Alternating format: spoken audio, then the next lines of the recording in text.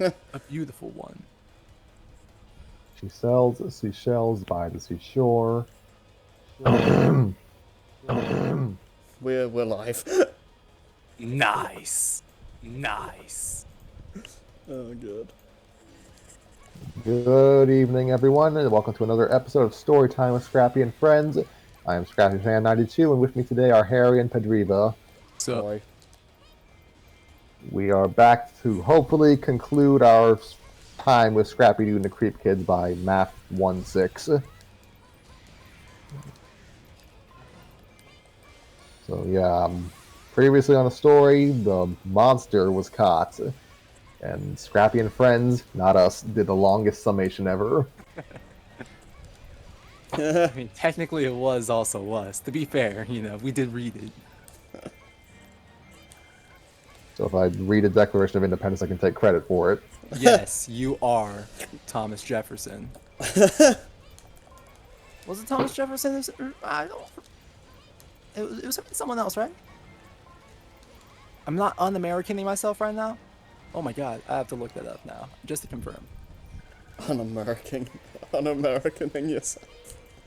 Oh, good. Oh my god. Okay, it was Thomas Jefferson and Ben Franklin. Okay, I wasn't going insane. Okay, we can continue now.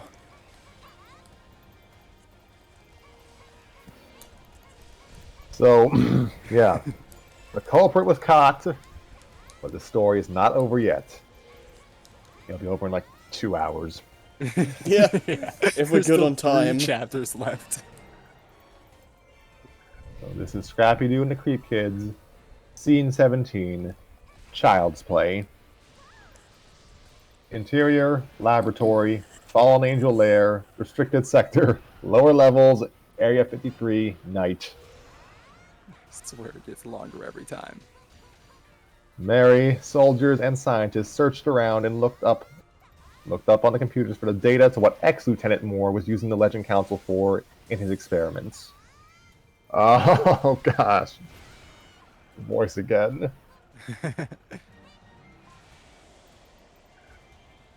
3 more chapters, you can do it. 3 more, just 3 more.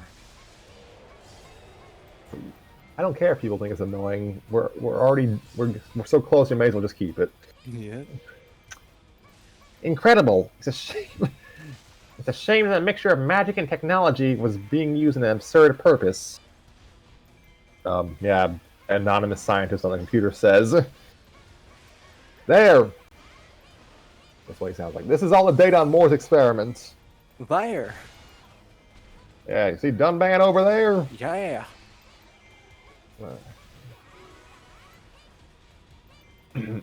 I'm so sorry. Here we go again. Okay. Excellent! Excellent! Excellent! Perhaps now we can unravel the Lieutenant's faulty contrivance. Words and numbers appeared on the big computer monitor. Then the scientist and Mary revealed made an expression of shock. While the soldiers looked at them in confusion, Mary said, "Oh no!" Okay, do you want me to troop? Sure. What is it?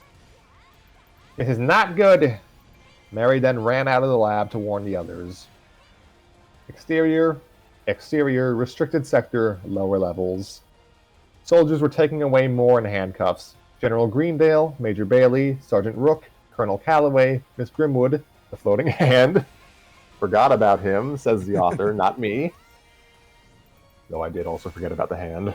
The other soldiers, the Legend Council, and the Creep Kids watched as he left. Oh yeah, and Gabriel the Angel. Was I Gabriel?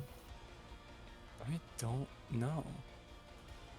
I guess the real mystery was this. Yeah. We got so far and we still don't know who we're reading.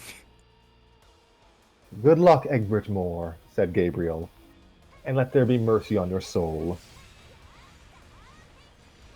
Rodney began snickering. Egbert? Ha! That's even funnier than Scrappard and Vlad. Brent put the Spear of Longinus in his bag.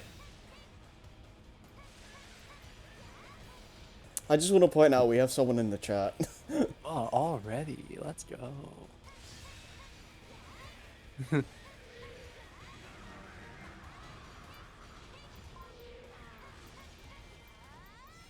That's all I gotta say. Let's go. Hello, Ice Wolf Hunter. This is one of Joey's friends, by the way. Ah, neat, neat. So we don't need to explain anything. We can just continue on. Hopefully, you know, maybe somehow we missed what we're doing for 73 episodes, you know? Maybe. Brent put the Spear of Longinus in his bag. Well, looks like we won't be using this at all. Candace's father said. I think I did his voice just kind of deep. It looks... I'm done. It looks like the mystery is solved. As Grimwood said.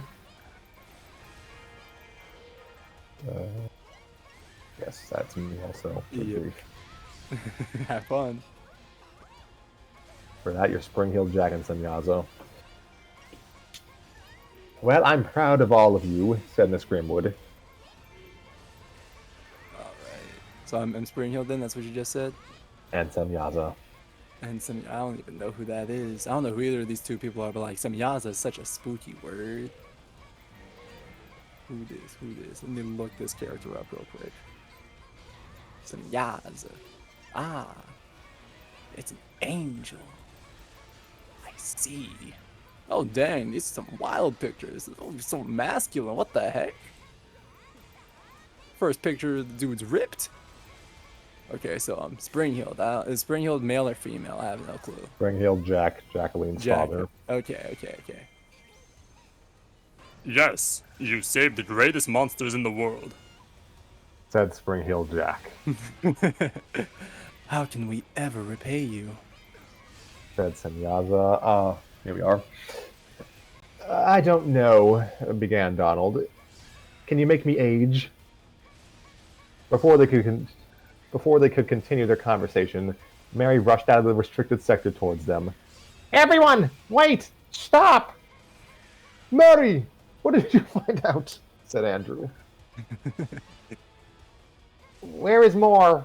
Asked Mary. Being taken to the stockade, answered General Greendale. We have to stop him right now. Mary's Martian father stepped forward. Mary, what's the matter? Mary, what's the matter? What's the matter, Mary? I need to know what's the matter, Mary. Close enough. As the soldiers took Moore away to the stockade, a wicked smirk appeared on his face. Just then, something fell out from his hands, and one of the soldiers noticed it. Hold it, Moore. You dropped your... The troop picked up the item. Handcuffs? With his hand free, Moore started fighting with the soldiers, and he was winning. Everyone else started taking notice. After beating his escorts, he saw more soldiers heading his way from one direction, and General Greendale and company coming from another. When they got close, Moore released blue and white flames from his fingertips, blocking their way. Everyone, especially Spring-Heeled Jack, was shocked with surprise. That's my move, said Jack. As Moore laughed menacingly, he super jumped into the air and phased through the ceiling. Everyone move, commanded Greendale. Moore is loose. Move it! The Legend Council and the Creep Kids expressed emotions of anger and fear on their faces. Everyone, especially the Legend Council and Creep Kids, ran off towards the elevators. Interior Area 53, surface. Everyone looked peaceful until Moore phased through the floor and started beating up every guard and blew up every vehicle he was looking at. They tried to fight back, but nothing worked. Chester True saw the flames from the explosions and ran on down. He then saw Moore laying destruction to the base, and he photographed it. Moore showed his latest victim his teeth transforming into fangs. The soldier was shaking in fear. Just before Moore could take a bite out of him, a loud, angry, ghostly voice caught his attention, and then turned around fast. It was the Phantom Father. Oh gosh, I cannot. Can't even really do the voice, but Moore, you've got some splaining to do. That was how it was written. Blaming, yeah. Moore saw him flying toward him, and then got pushed against a wall. More soldiers, the Creep Kids, and the Legend Council, of all sizes, rose up from the ground on elevators. General Greendale, Miss Grimwood, Colonel Calloway, the Floating Hand, Major Bailey, and Sergeant Rook hid behind crates and barrels. Moore's hand started glowing with positron energy. He grabbed the Phantom Father and simply threw him. Suddenly, the Mummy Daddy wrapped Moore in live bandages. Okay, it's that kind of story. I'm so sorry. Mummy Daddy. No more. No more for me. Like, Harry, mute me if I do it again. And then electricity surged in his hand and grabbed the bandages, causing an electrical current in them that zapped the mummy to let him go. Then Bigfoot jumped and attempted to smash Morphe's giant feet. But then Moore simply grabbed one of his feet and drew Bigfoot. Suddenly he dodged energy blast and turned his head and saw where they were coming from. Merlin Ambrosius. Okay, Merlin's in this. They're adding so many characters in the last couple of scenes. I hate this. It's gonna become ridiculous soon. He shot the blast from his hands at Moore, and Moore just slapped them away. He slapped one that flew straight towards Merlin. Merlin put up a magical force field, but the full force of Moore hitting it back broke the shield, and Merlin flew onto the ground in pain. Then he saw the Grim Reaper and Dorian Gray stepping up to fight him. The Reaper pulled out his scythe. Dorian pulled a sword out of his cane, and Moore transformed both his index fingers into long, thin blades. God dang. They then fought. Dorian made a big cut in Moore's face, then he saw it quickly fading away. Then Moore super kicked him away, okay, and used green energy to levitate the Grim Reaper and send him flying. Also, I just want to say this, or ask the chat this. Joey, are you and Jamie in the same room right now?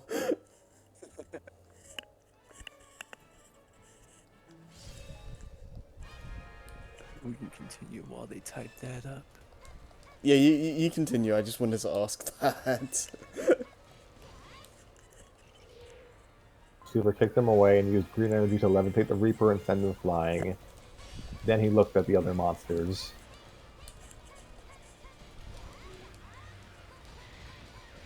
Oh yeah, I was more like Wander, so I guess I have to do like Monstrous Jack McRayer now. This is gonna good grief.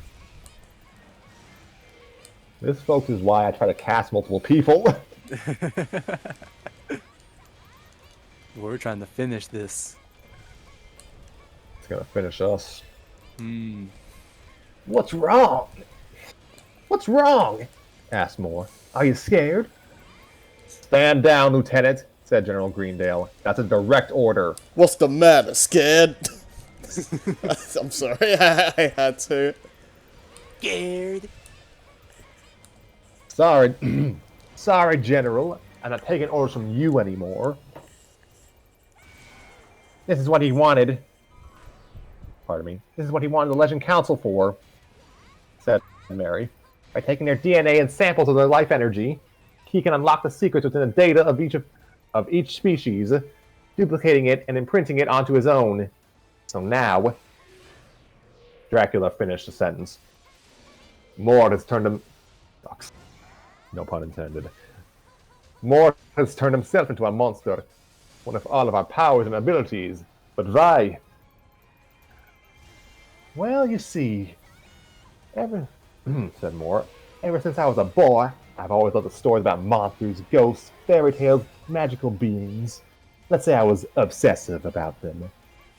I used to pretend I was one of them myself, even though I thought they never existed. But I was still fascinated at how they could do things that a normal human couldn't. But when I joined the military and got transferred to Area 53, I was finally convinced that monsters really do exist. All the known creatures of myths and legends, all in one place.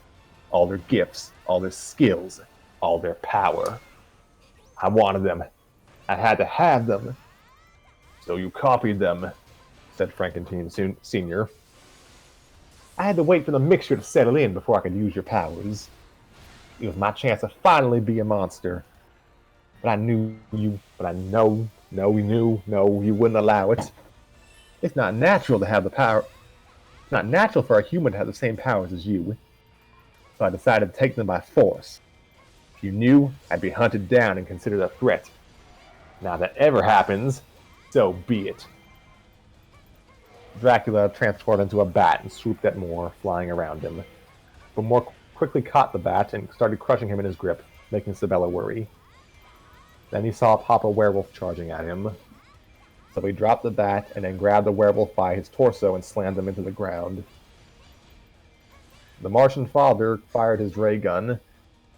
Moore used super speed to appear in front of him, knocked away the ray gun, and punched him in the helmet, leaving cracks. Frankenstein Sr. swung his arm at him, but he swiftly dodged them. Then Moore jumped over him and landed onto his back, holding onto the bolts in his neck. Electricity suddenly came out of the bolts through the hands and up through the arms.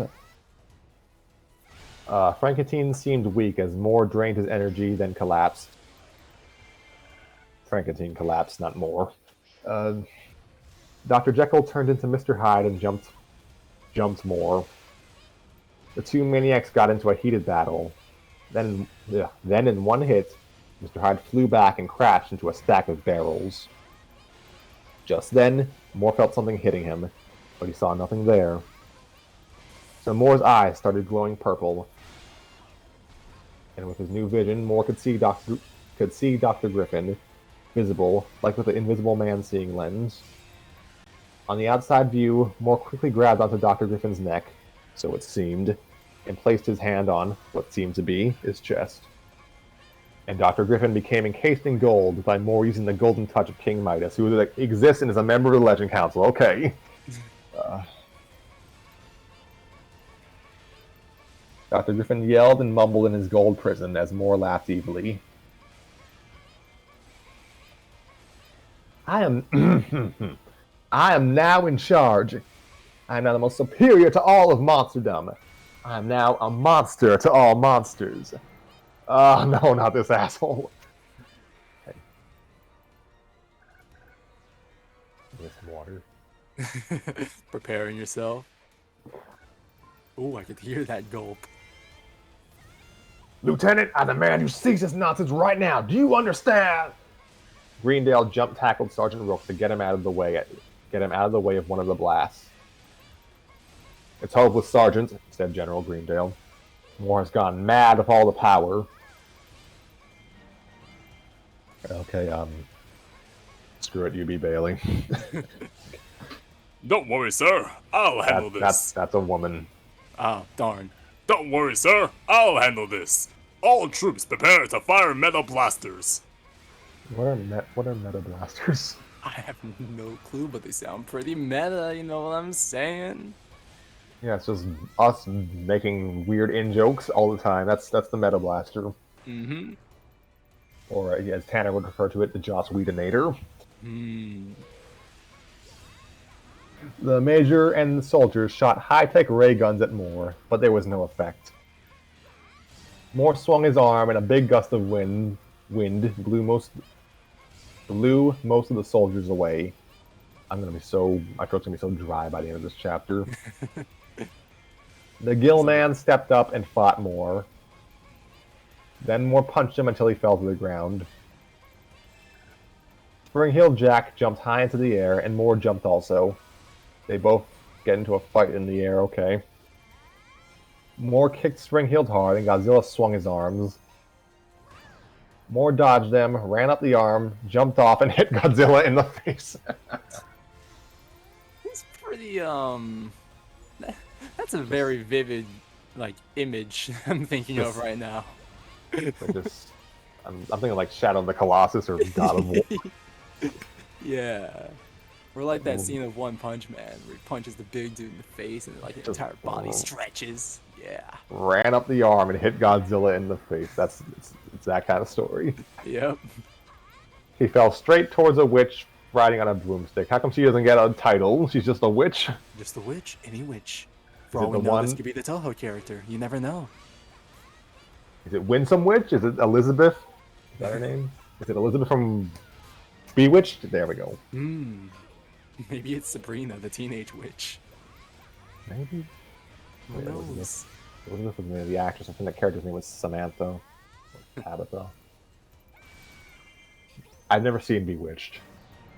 It's been like a decade since I've watched Bewitched, so I have no clue either. I think my mum He watched fell. it at one point. Yeah, I know my mother did. He fell straight towards the girl from Little Witch Academia riding on a broomstick. Oh, poor Akko. She's dead. No, Dead. no, sad. I don't She like tried this. zapping him as he fell down, and then he knocked her off the broom. Jeez. The broom tried shaking him off and started flying towards the blob. Pieces started flying after Moore hit the blob, purposely. The creep kids were still watching behind barrels and crates. Oh man, I love the blob for the Nintendo Wii. The blob, the blob. Oh no, they're no match for him. Said Tanis. Oh gosh. What were you, Winnie? I don't think so, no. Gosh darn it. What have we got? Oh, that sounded like Toad for a moment. You did sound like Toad. What are we gonna do now? I'm done, said Winnie. I think we better get out of here, said Godzilla. No, we must go out there and splat that power snatching crook and stop him once and for all. Said Scrappy Doo. What? That's a negative. What you're demanding is suicide. Replied Tug. Oh my god, it's me again. Just listen to me. The reason I was sent to prison is because I went overboard on my desire to fight monsters, and I nearly destroyed everything I loved. Do you really want that to happen? I somehow missed that part. Well, I'm not gonna let this sicko try to purposely commit the same mistake I did. Reasonable. I mean, you're kind of burying the lead, Scrappy, about what you did, but okay. You did some crazy stuff. I paid on the Mystery Machine, Freddy. It's mine now. That's the law. Oh, he peed on me! Oh, what That a was- scene. I was 5 when that movie came out. Like, innocence destroyed. I was good until the second one came out. Man, that second movie. Yes, you went and you talked about that one at length. Yep. So let's see. The creep kids started to think about what Scrappy said. I agree, said Rodney. We defeated him. We defeated him before, and we can do it again. The last time we only went after him for stealing our fathers, but now he is. I'm not gonna sound like Rodney. But now he's stolen their legacy. He's about to destroy everything they've worked for. There's no way we can let this happen. Now let's go out there and show them that we really are the children of the greatest monsters in the world. Things are picking up. I'd like to point out Phantasma's a ghost, so she has nothing to lose. You're already dead. How can you die again? The other creep kids thought about it, then smiled. Okay, it's like just gonna be a rapid fire of names, so... Yep. Donald. Count me in. Harry. Me too. Eddie. Well, if Harry's in, I guess I'm in too. Oh, you'll see his brain. Jacqueline. High heel Jackie is with you. Casta. Sabella. Sounds fantastic, and I still hate that I have to do this role. Elsa. I want to help. Tannis. Me too. Andrew. Yeah, I'll do it. Besides, it's no one's it's no one's time yet. That'll be next week. Next week. Matches growling. I think that was me. No, that's Ah, me. Okay. You want to take it? You want to take it? You want to take it? Huh? Huh? You want to do it? Huh? Yeah, sure, why not? Yeah. Yeah. Winnie. Oh gosh. Yeah. This is so I do this for you. Like, I hope you're entertained. Winnie, howling, said, "Let's go get him." Phantasma. It'll be over in a slap. Yes! I got it!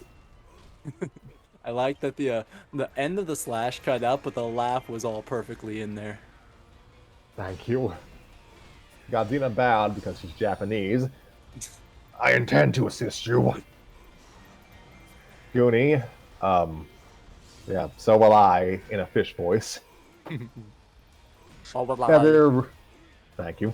Feather rubbed his head on Rodney, showing him he agreed. The Callaway cadets huddled and whispered with each other. Then they broke circle and saluted. The Callaway cadets are at your service, Said Tug. Affirmative, affirmed Jamal. All right, guys, said Rodney. Let's creep him out. Moore had now defeated almost the entire Legend Council. Was about to fight Gabriel and Semyaza. This is just a game of Darkstalkers right now. I'm all for this. Neither of them were. So many things are happening. So many monsters fighting monsters. Like, entire cast of Rosario plus Vampire dead. Just.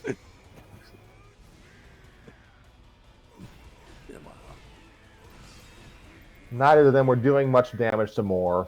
After a few hits, he beat down Semyaza and Gabriel after that. Well, that was quick. And then he looked at the entire Legend Council, beaten and fallen. "I've done it!" said Moore. This voice is hilarious. Like, just pretend it's like an echo filter or something, but I can't. I don't have the tech. "I've done it! Now with one last strike, the greatest legends will be my voice will be shot to hell. The greatest legends will be reduced to just that. Legends." He built up energy in his hands to give each member of the Legend Council a final blow.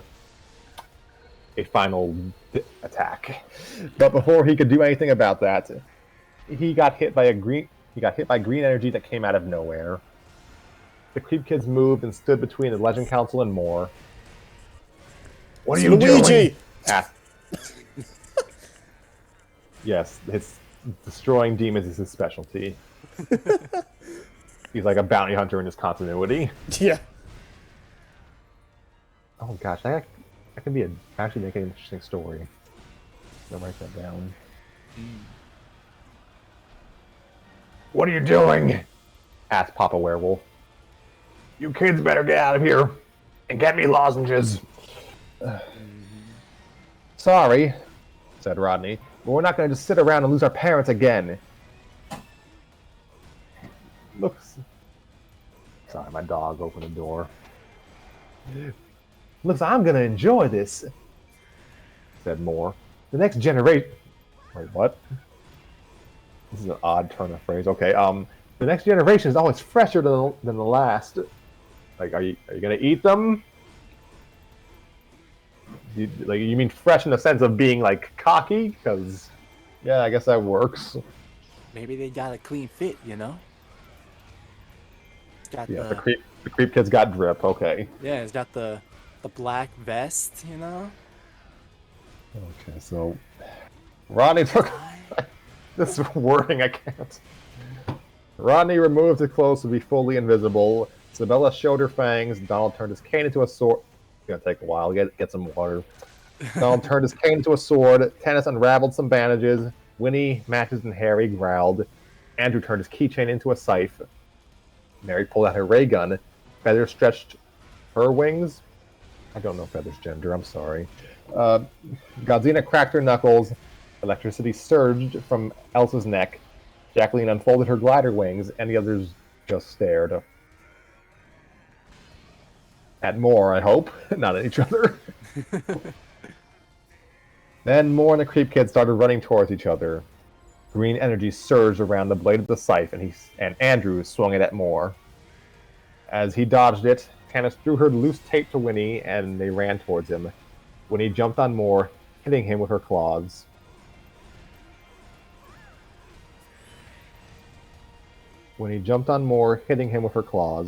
Crawling around different parts of him while avoiding him trying to grab her. When she jumped off, both Winnie and Tannis pulled the bandage and Moore was almost tied up. Just then, he grabbed the bandage with his free hand.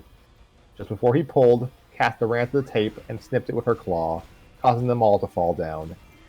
As Moore got up, removing the bandages, Mary zapped him multiple times with her gun. Mary looked at the smoke from the blast, and then Moore super sprinted and grabbed Mary. You should have stayed on Mars. Mary pressed a button on her suit, and they both started floating off the ground. Moore got freaked out while Mary calmly floated away from him. What is this? Anti-gravity, answered Mary. Why, you little... Okay. Phantasma appeared, giggling. Oh my. Can't catch me, can't catch me! Phantasma flew around Moore as he tried to grab her, but his hands kept going through her. What's the matter? Too fast for you? My headphones came out. Did that last part get caught on audio? Yep, it's all good. Okay. Just then, Moore's hand started glowing with positron energy and grabbed her. Then the fingernails on his other started glowing and growing sharper, I guess. Sorry to break your spirit. But before he could swing his claws at her, Donald appeared and swung his sword at Moore's arm. It made a big cut, and Moore let go of the ghost girl in pain. The cut faded away, and Moore and Donald were locked in a duel, sword against claws. Donald overpowered him, but then Moore saw Eddie and jumped away. He tackled Eddie to the ground, and then transformed into his Mr. Hyde. Thin, sinister-looking man with a goatee, of course, and looking at Eddie with a psychotic expression on his face. Eddie's head suddenly twitched to the left, and looked at him with a psychotic look as well. You're not Mr. Hyde, said Eddie. Eddie turned his head, revealing Harry on the left side of his body, and the entire body transformed into Harry. He kicked the hide more off of him and started beating him up in a psychotic type of rage. Go, Harry, go! Let's go, Harry, let's go! I am! Said Harry. As he got up, he changed back to just beating him senseless, asking for recommendations for Toho fan games. Well, apparently listening to the Shadow the Hedgehog soundtrack, I didn't miss that, Harry. As he got up, he changed back to regular Moore. Suddenly, out of nowhere, Godzina attacked him. They were both caught in a wrestling hold. Then Moore's mouth grew wider and his teeth grew sharper as he gave out a low roar. Then Godzina pulled out a blue bag that was tied around her. Open wide! Oh my. Open wide! She threw the bag into his mouth, and his eyes started watering from pain. He let go of Godzina and started screaming in agony. Godzina hid behind barrels of Donald. Wow, it really worked. Not only does he have our powers, he also has our weaknesses too. Nice work, said Donald.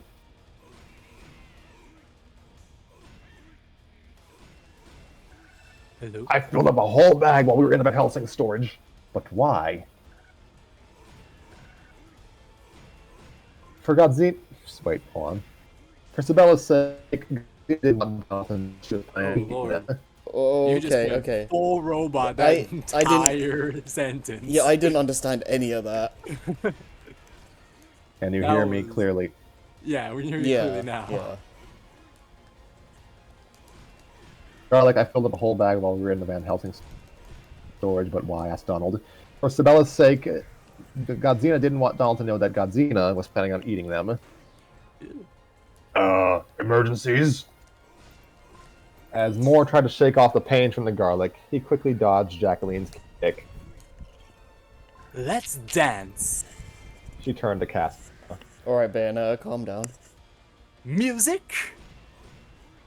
Casta, who was sitting next to Jacqueline, began clicking. As Casta clicked her claws to the sound of castanets, Jacqueline danced to the music. She fled with her hand, shooting off blue and white flames to the rhythm.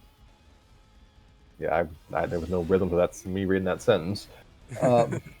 Moore was getting beaten by her unpredictable movements. When he stepped back, a small bluish energy slid down his arms, and Jacqueline had the same energy sliding down her arm as well. Then they both shot blue and white flames out of their fingers. The flames collided with each other. They tried desperately to push them towards each other. Matches appeared and blew fire at Moore's blast. It still wasn't enough, but suddenly, matches started glowing white. The fire he was breathing grew bigger. It was big enough to push Moore's flame towards him. Then he got hit by the blast and flew back. Harry saw the whole thing while matches stopped glowing, breathed heavily, and quickly cheered for himself. Woo! Way to go, Taco Breath. Matches glared into the smoke to see what happened to Moore. Suddenly, he flew out really fast and attacked the dragon. They rolled down, and Moore got a hard hold of Matches in anger. My gosh, this is violent. You pesky little reptile! I will shed your skin completely, make it into a handbag, and then I'll... Suddenly, his hands started glowing a cyan. Glowing a shade of cyan? I don't know. And in his anger, fire came out of his mouth. That's those private matches. What the? Wait a minute. Feather swooped in and attacked Moore. He hesitated during the struggle and then grabbed Feather by the neck. Hand low to stand and brown things that looked like feathers were growing out of Moore's back. Then he threw Feather aside really hard. Interesting side effect. It seems the transference has also given me the power to copy the powers of others just by touching them. Then Goonie ran and lightly hit him while dodging his attack. Goonie what? Suddenly, Then Goonie ran to him and lightly hit Moore while dodging Moore's attacks. Suddenly, Moore got a hold of her arm. I'm in the mood for fish fries, said Moore. The inside of his mouth lit up with the flames he was about to breathe out. Just before breathing his fire breath, he got hit by water balloons flying out of nowhere.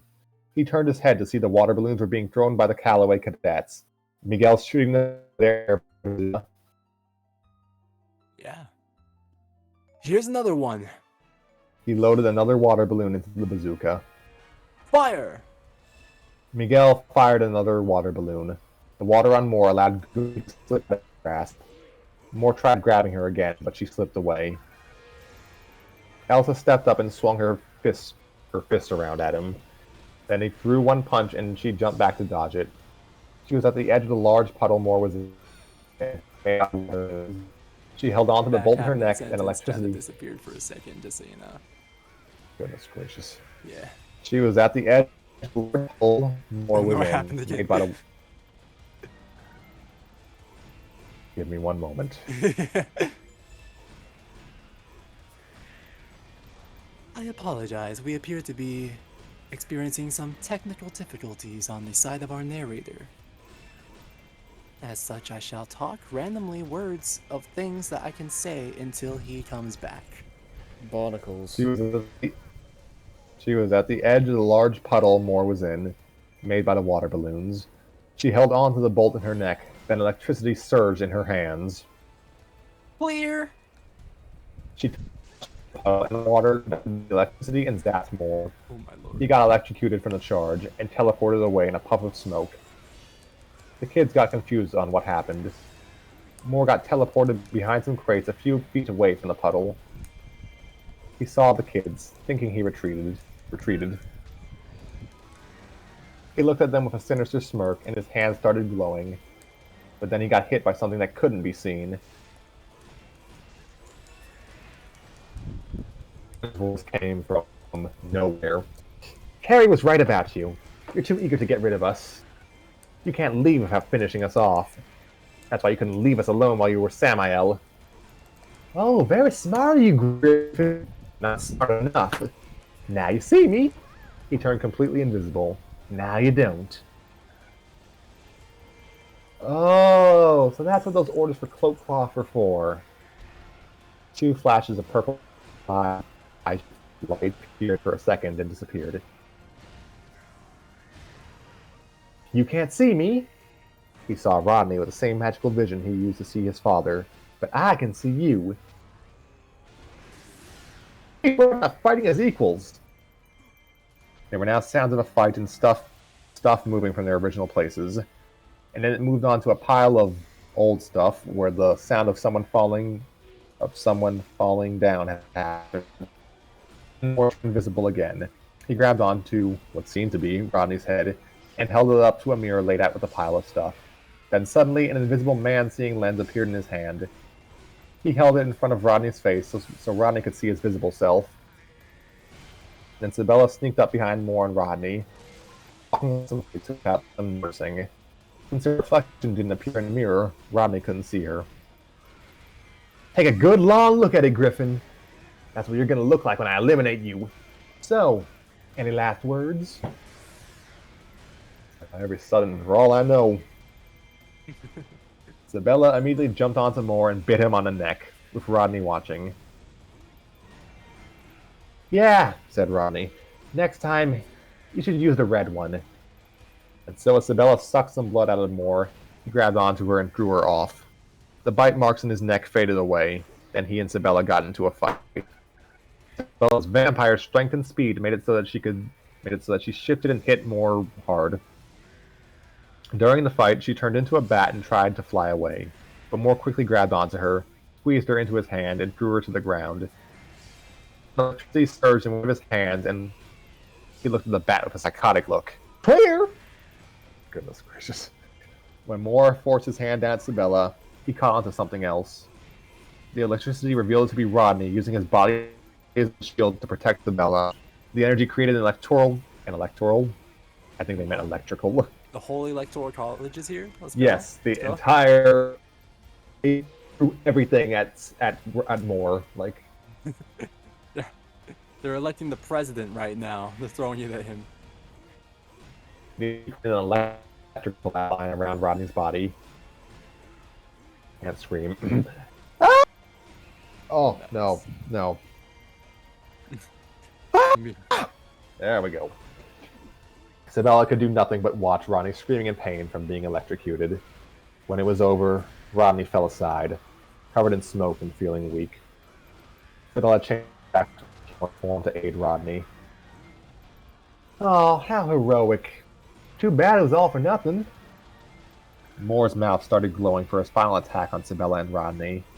But then, when he jumped on him again, and it wrapped around him, Harry jumped on Moore as well. And he was being hit. Moore was being hit by Elsa, Goonie, Feather, Jacqueline, Godzina, Phantasma, and Donald. And being shot at by Mary, Matches, Andrew, and the cadets. Moore could not take the damage any more than he had to. Wait. Okay. Enough! Moore released a large wave of energy, sending the creep kids flying. He then started floating and fired large rays out of his hands, destroying everything more than before in anger. The creep kids could do nothing but take cover behind Crate. All Xena and Mary all took cover. You now? Asked Godzina. Donald said, "Can we do that thing again, like you did with the garlic? He has weaknesses. Your weakness, my weakness, Suddenly got an epiphany. Of course. I have an idea. I'll be right back. Donald left his spot and ran into one of the buildings. What? said Mary. Where are you going? Get back here! As Moore descended to the ground, still shooting the beams out of his hand, Scrappy ran on top of some barrels and attempted to jump on Moore. But then an arm rapidly grew out of Moore's back and grabbed Scrappy. Wait, what power is that? I don't know, but I want one. Grew out of Moore's back and grabbed Scrappy. Then Moore had the arm out of him. Scrappy didn't show any fear. He was swinging his fist at Moore. I'm not through with you yet. Let me go or I'll splat you. I'm not afraid of a big bruiser like you. Moore responded to that last statement by bringing his face close to Scrappy. Oh, really? Goonie, Miguel, Andrew, and Sabella, holding on to the injured Rodney, were taking cover behind the walls while watching Moore threaten Scrappy. Oh no! Said Goonie. He got Scrappy! We have to assist him. Yeah. Oh! Asked Andrew. I don't know. Rodney looked around. Where's Donald? They all looked around, and Donald wasn't to be found. Interior, lab, Fallen Angel's lair, restricted sector, lower levels. It says liar. That's so funny. Yeah. Donald ran in and looked. Oh, goodness. Donald ran in and looked around. He found something being covered with blankets. Removed the painting not being shown to the audience. Donald removed the blanket and revealed a large gold picture frame. The painting's identity not being shown to the audience. Donald looked at it in disgust. Then he turned his cane into a sword and pointed at it. I sure hope this works. Exterior, area 53, surface. Another arm came out of Moore's back, with a wide blade for a hand, and pointed itself at Scrappy. That's metal. I love it. As it pulled back, Scrappy looked at it with fright, and Moore looked at him with a smirk. Now, play dead. But just before the arm could jab Scrappy, Moore felt a stabbing bursting in his chest.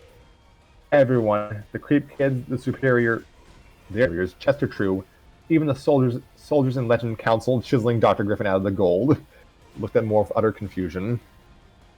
A small hole suddenly appeared into his chest and out through his back. Then Moore, with a blank expression on his face, simply let go of Scrappy and dropped him onto the ground. What happened? Asked Rod. Moore unwillingly fell to his knees, and without life in his face, fell face down to the ground. Donald happened, said Andrew. To be continued. Did Donald's plan really defeat Moore for good? Stay tuned and find out. And we're gonna find out right now. Yep. After these messages. Overload. Do you ever find yourself in a situation that you can't seem to get out of? Call the police. We'll help you. Also, I just want to point out, Scrappy, your connection has been really buggy today. Yeah, for real. What else is new? You've been beep booping for the past like 20 minutes, man. What else is new?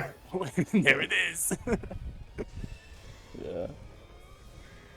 Hi, folks. My internet is crap. That could be your Halloween tag. Internet crappy fan 92.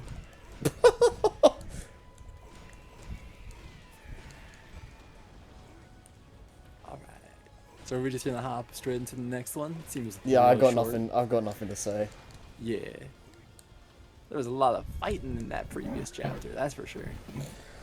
Yeah. Got nuts. I got to just kind of sit back and relax while you read like 90% of it. It was great. Huh. Scene 18, Monster Overload. Exterior, Exterior, Area 53, surface, time. It was night. Apparently. Everyone looked upon Egbert Moore's lifeless body in shock and confusion. They killed Just then, Donald simply walked out of the building without a care. Oh, hey guys, what'd I miss?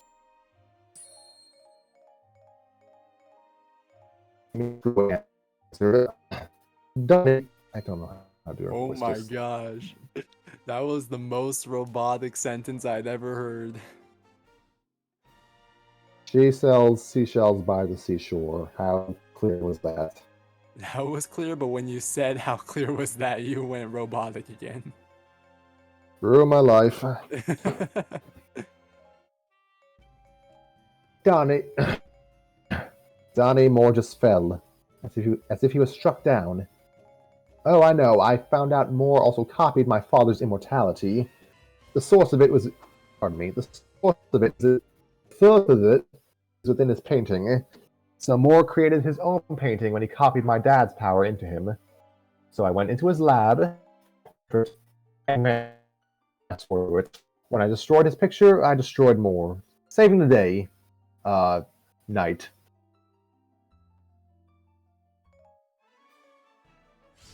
Donald, said Andrew. What did Moore look like? Oh, you should have seen it. It was... Wait, why? Isabella, still holding Rodney up, walked towards Moore's body, and they both looked at it to see... Is it over? Asked Rodney. No! No, it's not! Both Rodney and Isabella were shocked to see Moore was still alive. Y'all can still hear, right? Yeah. It's funny because you went robotic when you asked y'all can still hear me, but I understood that part. What is going on? Suddenly, Moore started moaning and parts of his body started moving, even parts of the post. That part cut out real bad. Suddenly, Moore started moaning, and parts of his body started moving, even parts that were not supposed to be moving. He began going through a transformation. His nails and teeth grew long and sharp. His shirt got ripped from the spikes, tentacles, wings, claws, and arms growing. Oh my gosh. Oh, Lord. And part of his skin started changing into... Pardon? Oh, I just said, What oh did you say? Lord. He's a chimera. Yeah, for real. He's got like a billion arms, spikes, and like... He's turning some parts of his body into like swords too. It was crazy. And extra arms grew out of him, and parts of his skin started changing into blends of fur, scales, rock skin, slime, and feathers. Everyone looked in suspense as Moore turned into a mixture of features. Uh-oh. I He's didn't gone. cut out. I just Oh, no, okay, no. I you just heard stopped. Okay. my family was talking. I didn't know if they could. Like, how they were calling me. Everyone looked in suspense as Moore turned into a mixture of body parts, features of the monsters ghosting other creatures he copied his patch from. Moore looked at himself with amazement. His power, this feeling, I am truly. So juiced sorry. now. He sounds different too. My vocal cords have been changed. I grew arms on my vocal cords too. I truly am the monster of all monsters. Oh boy, said Isabella. And more flew as he continued destroying everything with every power he had. The destruction was worse than before. Everyone just took cover behind barrels, crates, and the wreckage.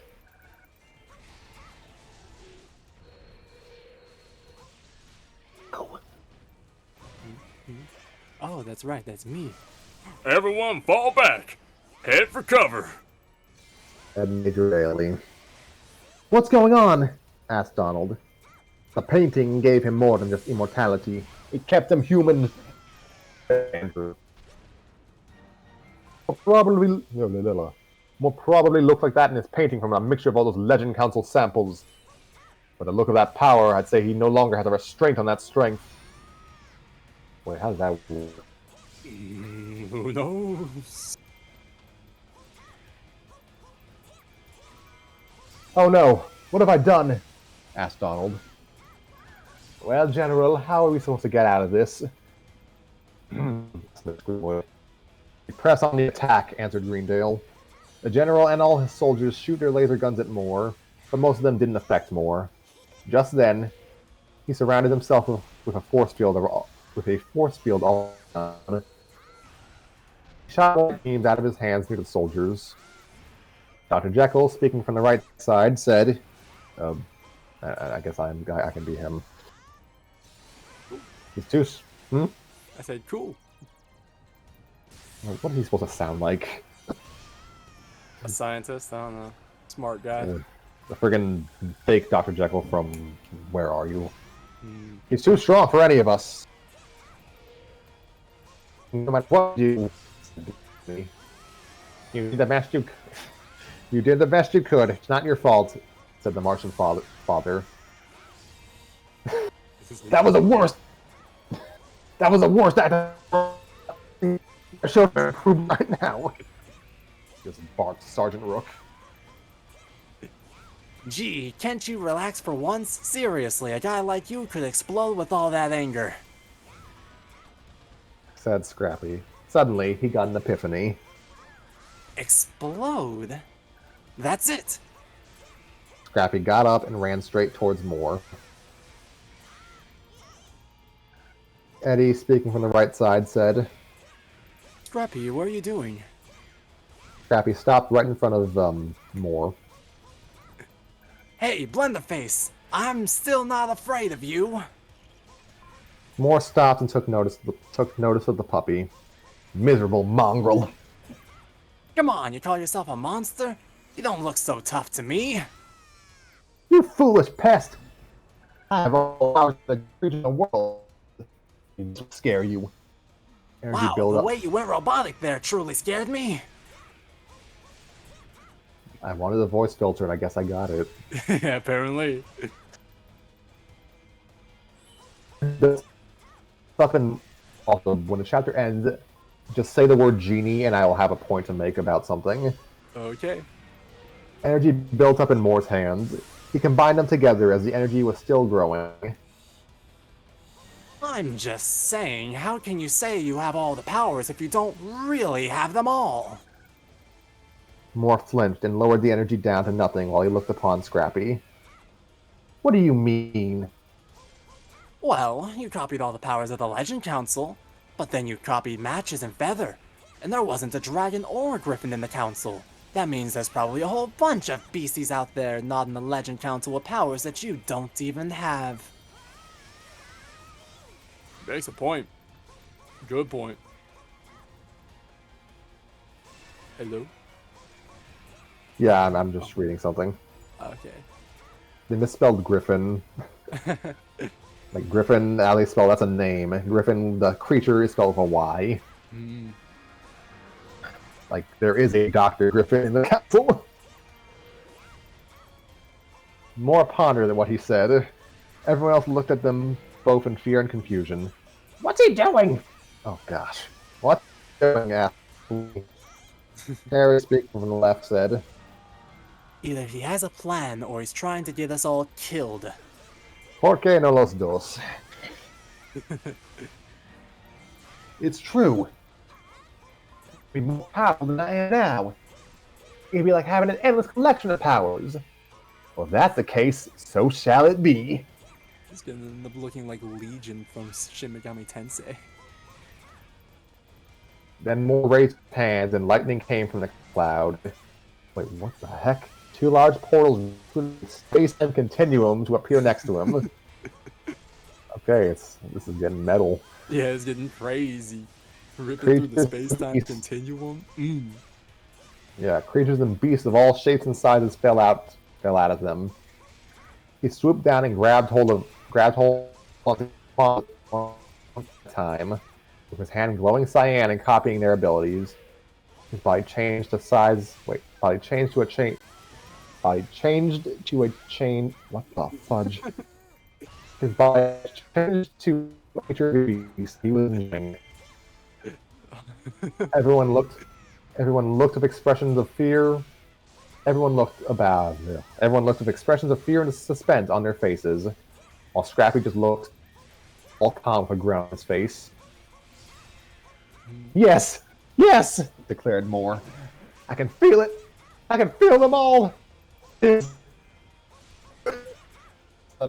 body parts were changing faster and uncontrollably. He could not stand his body changing so many times at once. What's happening? I can't control it. Oh, I get it, said Mary. Without the restraint, in order to keep each power to a minimum, the multiple amounts of additional data has caused Moore's conscience to not have no control over his morphing capabilities. In other words, he's going to a monster overload. Everyone was proud. He really is becoming Legion from Shin Megami Tensei. Everyone was proud at first until Moore started growing. Everyone looked at him in fear. He was more gigantic than a giant, Godzilla and King Kong combined. He was uglier, and there were hundreds of large tentacles and spikes covering his body. Ew. Is he supposed to be that big? Asked Godzilla. This is Andrew's father, but yeah, I'm keeping the voice. This isn't good. Having to copy all that energy at once is more than unstable, man. By the look of it, you'll explode only minutes. It will be only minutes until he explodes. And take us all with him, declared Dorian Gray. Uh-oh. I goofed big time. Yeah, join the club, said Donald. The soldiers fired their ray guns at the giant monstrosity, but there was still no effect on him. Then Moore unconsciously saw the soldiers and swung his giant tentacles at them. This really is just a monster movie now. Yeah. It became a completely different kind of story after we found out who the who the guy behind the mask was, you know? Have any of you gentlemen seen Akira? It's been a while, but I have, yes. The soldiers flew back from the impact of tentacles hitting the ground. Well, now what? Asked Tannis. There's no way we can avoid the blast from the explosion. We can try to stop it, but we can't get near him. And isn't that just fantastic? It sure is. Even if we did, how are we gonna take him down? I mean, it isn't as if he has any... Tog has suddenly got an epiphany. Wait, of course! The Spear of Longinus! Grunt pulled the spear out of his bag. What about it? Don't you remember? Tug began quoting the inscription of the spear. The hearts of darkness, doubt and hate, are wicked to the end, but those who taunt the hand of fate may not stand tall again. It destroyed Samael because he was full of doubt and hate. Moore taunted the hand of fate by copying those powers. So if we take him out with the spear, we can put an end to this once and for all. I'd like to point out that if humans weren't considered monsters, you could just kill them with that as well. Yeah.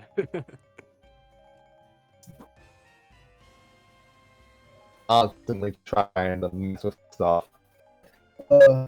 It'll stab them, but that's no fun.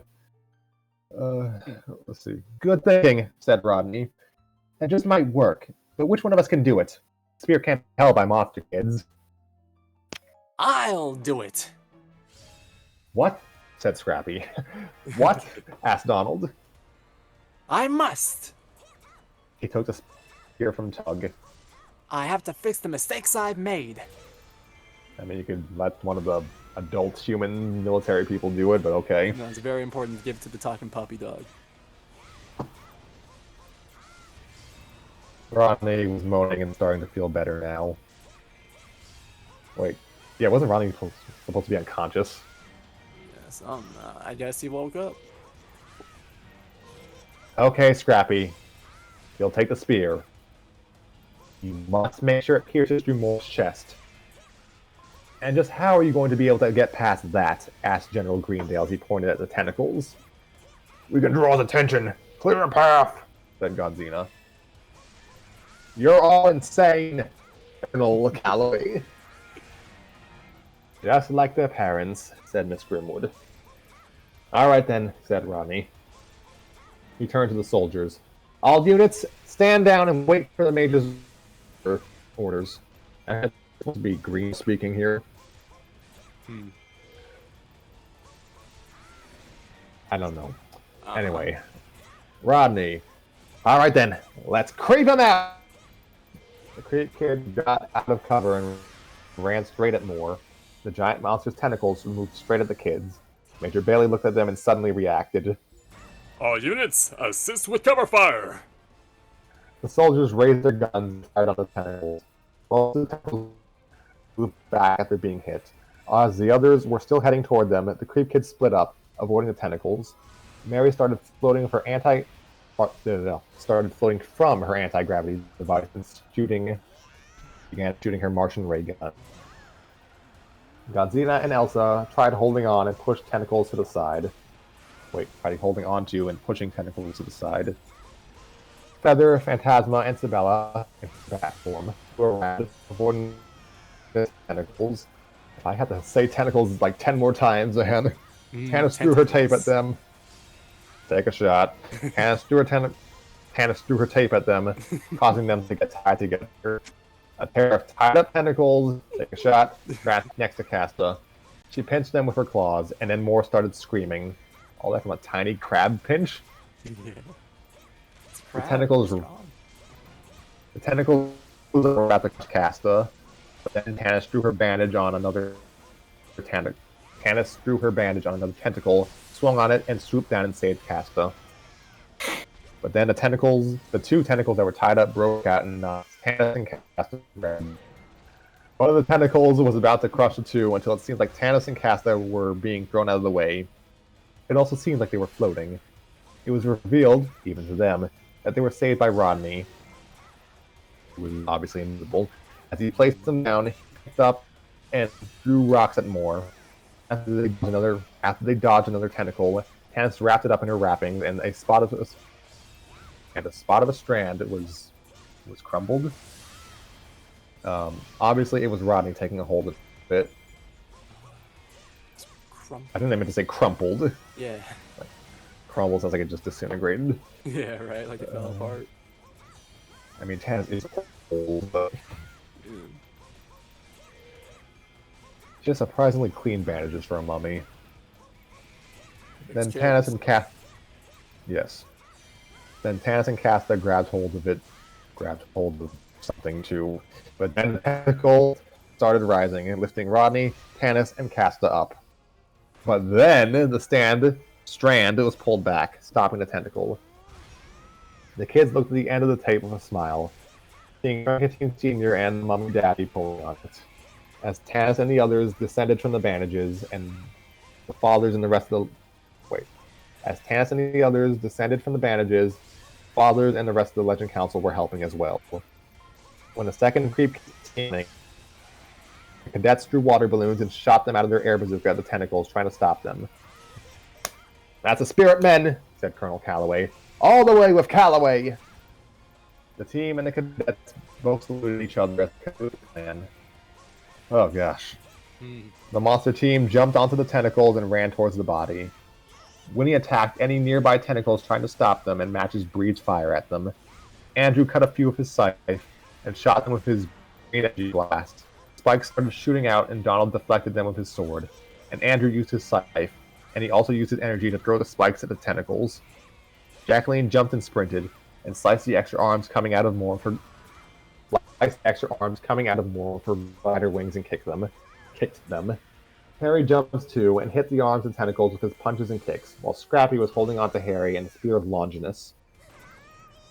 They were so close to the chest, the mole all of a sudden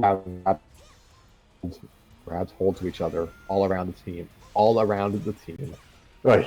Then the arms turned to metal, forming a cage, keeping the monster kids inside. Harry punched the cage, Jacqueline took flashed with her gliders and threw fire at it with matches. Andrew tried blasting it and slicing it with his scythe. Donald tried slicing it with his sword, and when he scratched at it with her claws. But none of it left a mark on the cage. What kind of metal is this? This is some like vibranium or something. Like, if the Grim Reaper's son can't cut through it, then what can? Yeah. There's no way through, man! Said Andrew. Looked around, saw the size of the space between the bars. There it is. Come on, matches. Actually, no, I Wait. said yes, there is. Oh, yes, there is. Come on, matches. Wait, Scrappy. Both Scrappy and Matches squeezed through the bars. Andrew used his telekinetic energy to break himself down and try to stop them. But when he was about to fly between the bars, an invisible energy shield repelled energy on his bones, keeping it. But shouldn't Matches is a dragon? Doesn't he technically qualify as like a magical creature as well? I'd say so, yeah. Maybe there's science in this specific dragon, though. Maybe it was made in the lab, you know? Never know. Maybe it's a test tube dragon. We gotta get some, we gotta get some Matches, what's the word? Backstory sometime, you know? Find out. Magic creature or test tube. One of the two has gotta be. From Merlin, so yes. It's the American dragon. Scrappy. Jake Long, let's go! I need to watch that show again. Scrappy.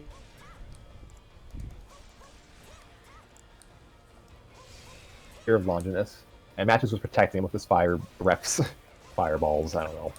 Matches didn't notice another tentacle was about to crush him, and something pulled his tail, causing him to move out of the way, and he saw the tentacle after it crashed right in front of him. He turned his head and smiled as he realized it was the floating hand that saved his life. Scrappy was watching as the hand gave Matches a thumbs up. Thanks, Master Hand. Scrappy was distracted to notice another tentacle was about to crush him. Was too distracted to notice another tentacle was about to crush him. But then, they finally noticed it right after an energy blast came out of nowhere and hit it. Scrappy looked down where the blast came from, and saw Major Bailey with smoke coming out of the barrel of her ray gun. She saluted. Good luck, dog.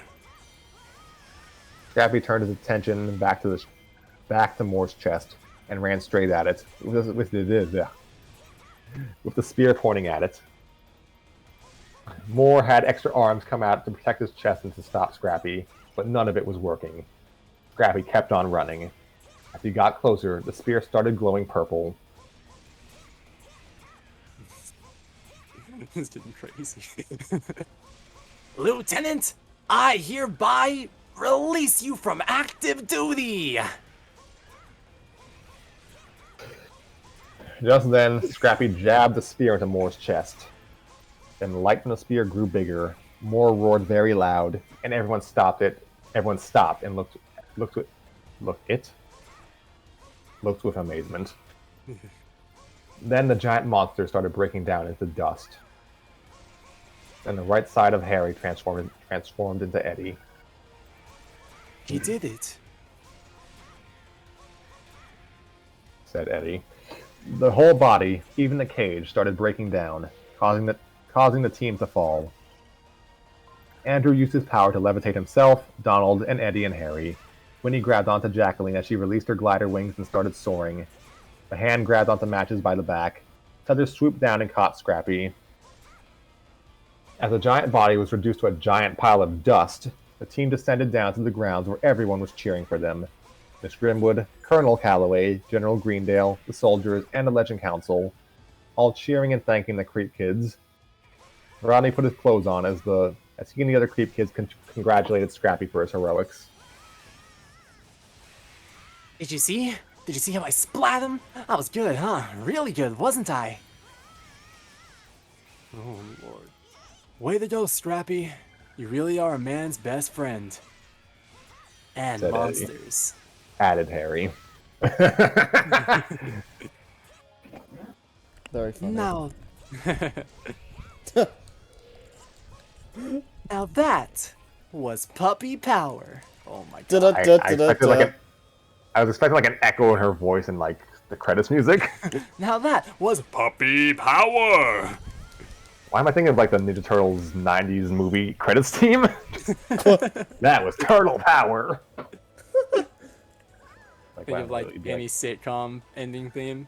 yeah, I mean like trying to think about like the friggin' Partners in Crime theme, Turtle Power. I Which is like just PUPPY Power or something like that. This is like a it's like the screen just zooms in on Scrappy's face and he winks at the camera and then he just like does the circle ending shot thing. Yeah, the circle closes in. Yeah. For the actual Executive credits. producer Jane Barbera. They suddenly heard a groaning sound from a pile of dust. More, now in regular size and in human form, rose up from the pile. How are you not dead? Everyone was shocked to see him and prepared to attack. Moore made blue and white flames in his hands as he walked down the pile, wobbling and feeling weak. Oh, forget it! He put out the flames and fell to his knees. Everyone relaxed and Rodney walked up to him. Rodney walked up to him. Hey, Egbert! He quickly took off his mask. Boo! Moore jumped back in surprise and fright. There we go, fright. As Rodney put his mask back on and laughed hilariously. Sorry, but I was just doing what we monsters do best. Scaring people. The creep kids started laughing to Rodney's response. Then Merlin, a witch, and other magic cat. Again, just a generic witch. What the hell? Yeah, it's just a witch, you know. I'm telling you, it's a Toho reference, you know. It is, yeah. It's Marissa, yeah. Then Merlin, Scary Godmother, and other magic casters created an energy shield around Moore. The general walked up to the shield as Moore gave him a wicked smirk. I am ashamed of you, Lieutenant, said Greendale. He turned to the sorcerers and soldiers. Take him away, and have a special cell made for him. You know, I would have gotten away with it. If it wasn't for those meddling monster kids, their snooty cadet friends, and their weirdo pets! Let's go! He said the thing! As he was being taken away in the shield, he gave one last glare at the creep kids. As soon as that was done, everyone continued cheering and congratulating the kids. To be continued. And there's no find out next time. I assume So it's I'm going like to be just- an epilogue chapter or something? Yeah, it's actually a really big time jump. Oh, I see. How long is the last one? I don't know. The chapter? I don't know. I haven't read this it's- in 11 years. It looks like it's a little longer than the previous one. Okay. We might be able to finish this before midnight for you, Harry. Like, how you feeling? Maybe. You're gonna have to like rush through in like 30 minutes. Yeah, it took us 30 minutes to do the previous one, so... I just want to say, okay, Genie, first of all, are Oh, there no yeah. genies on the Legend Council? I guess not, no. Like, they could just wish him away, I guess. Also, this whole chapter was nuts. I forgot how, I remember the painting part when I read this back in like 2011, but I forgot about like the big kaiju fight. Yeah, what the heck was that? Yeah, that was something. Like, everyone running up tentacles, like, just, I'm sorry, like, I need like My Hero Academia's You Say Run playing during all of this. Yeah, right? Oh my god. It just kept on going and going. It's full anime. I'm okay with this. Like, throughout that chapter, I was like, man, this went from Scooby-Doo kind of mystery thing to Weekly Shonen Jump. I mean, Scrappy basically did a power friendship attack. Yeah. Yeah. My magic are my friend. No, my magic is my friends. No, my puppy power is my friends. Puppy powers. Oh my lord. My Nakama. My Nakama. So the last chapter is both scenes 19 and 20. Okay, that might explain a few things. I was expecting it to end on 20 scenes. Yeah. Yeah, disclaimer from the author. The last chapters of the fanfic. Scene 20 was so short, I thought of just having scenes 19 and 20 shared as last chapter. Fair enough. So, yeah. Scene 19. The more, the scarier. Exterior, the border between Miss Grimwood's finishing school and Colonel Calloway's military school. The next night. Oh yeah, Harry, you get to read this in this chapter now. So be Who am ready. I supposed to be voicing? Scooby Dooby frickin' Doo, that's Oh, who. okay. So, okay. Oh yeah, and the other gang is here too, so Yeah. I don't know, you can be Daphne as well. How? Congrats. I don't even remember what she sounds like. Now I can demonstrate, but then you just make me voice her. Yeah. I'm smart. Let's see. Who wants to be Shaggy? It's time to activate the inner stoner. I guess I can be Fred. I don't know. You can be Velma Pad. Have fun. Okay. I get to read diffidently. So everyone from Area 53 was there to celebrate their victory and congratulate the Creep Kids.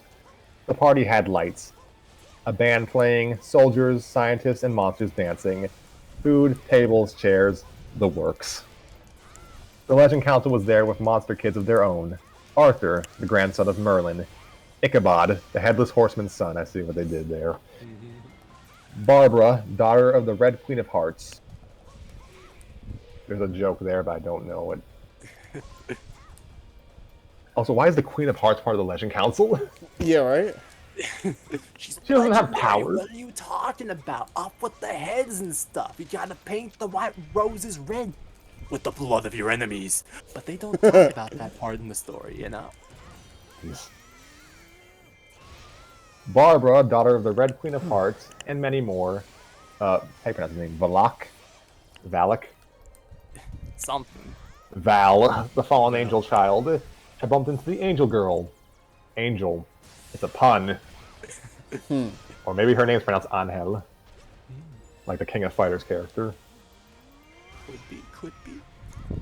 Yeah, she's Angel until further notice. Yeah. They take one look at each other.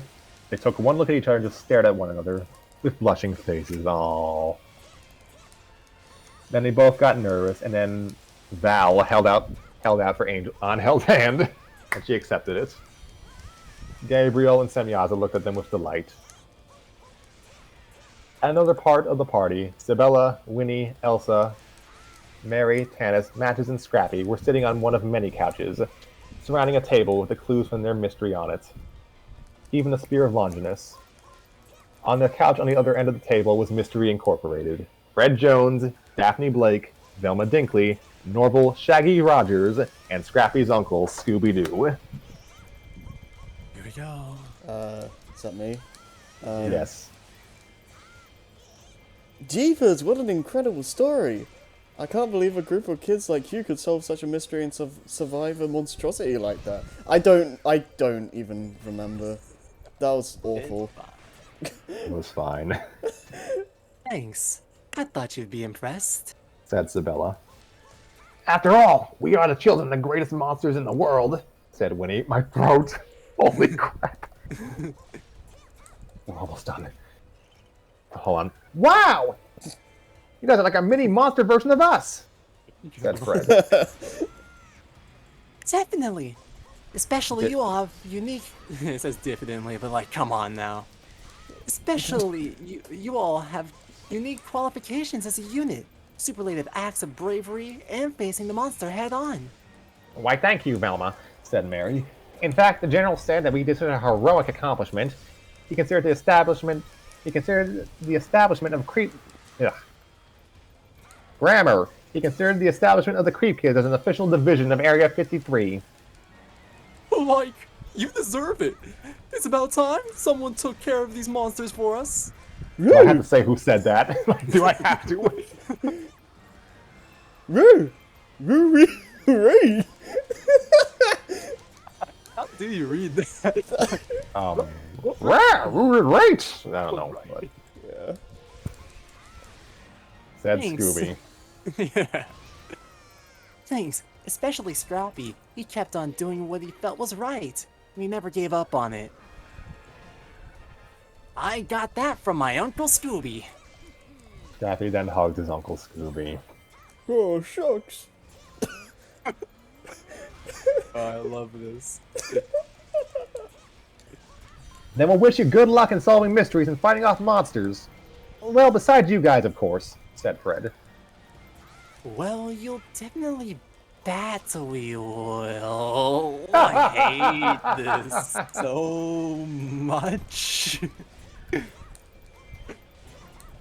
And we would like to thank you for having the General make Scrappy Snacks a store-bought product. Shaggy pulled out the Scrappy Snacks box. I can't talk anymore. The box was black and purple with red letters, kind of like the Scooby Snacks box, which is green and blue with orange letters. Oh, Scrappy gets the evil colors. Okay. He took out a Scrappy snack and tossed it in the air. He opened his mouth, waiting for the snack to land inside. Scooby stuck out his long tongue over Shaggy's face to get the snack. Shaggy's eyes were being closed, so he didn't notice. When the snack came down, it stopped a few inches above Scooby's tongue. They looked at the snack in confusion, and a cackling sound appeared, and Scooby jumped into Shaggy's arms in fright. Reeks! You want to run that by me again? Reeks! And a little muffled there, Scooby. Oh, zoinks! Oh, hi, Rodney. Said Tanis. Man, I just love doing that. You guys are too much fun. He threw the... Rodney threw the snack to Shaggy. Excuse me. But Scooby caught it with his tongue. Rodney's bag floated out from behind the couch. Rodney pulled his mask out of the bag and put it on. Then he took a shriveled, dried-up rose from his bag and gave it to Isabella. She got surprised and smiled. She started glaring at him, or just the floating mask, and he got nervous. She then got up, pulled the cheek part of his mask off, and kissed him on the cheek. Then oh gosh, he was still technically naked. Then he smiled, put on his clothes. Then he smiled, put on his clothes, and they both started walking together. You know, for a second there, I thought you were gonna bite me in the neck. So did I. Rodney's older brother, Holly, wearing a trench coat, sunglasses, and white makeup on his face, smiled while watching his little brother with that fanged fatale. Oh my god. This isn't fatale. That's just a French word for woman, isn't it? Is it French? I don't know if it's French. That should be Latin, shouldn't it? I think, yeah. I know femme is French, but that's Actually, the no, word wait. they replaced. Fatale means dead, like dangerous person, doesn't it? Yeah. So So, feigned danger, huh? I guess that's probably what he would call her. Yeah. Fatale. I'm going off Merriam-Webster.com. Well, femme fatales is femme fatale, so yes, dangerous fanged person, I guess. Yep. We're learning things today. Mm-hmm. While watching his little brother with Isabella, Shaggy and Scooby moved on down to the buffet table and ate a lot of food really fast with Godzilla and Bob, son of the Blob. I hope like each like descendant of the Blob just loses one letter, So the next one's just Bo. and then the one after that's B, and then the other one's just So then it cuts back to being Ob instead. maybe, I don't know. Yeah. Goonie was swimming in Miss. Wait, what? Goonie was swimming in Miss Grimwood's moat with Shelly the mermaid and the two-headed shark. So Okay. who's like? I guess she's the daughter of the Little Mermaid.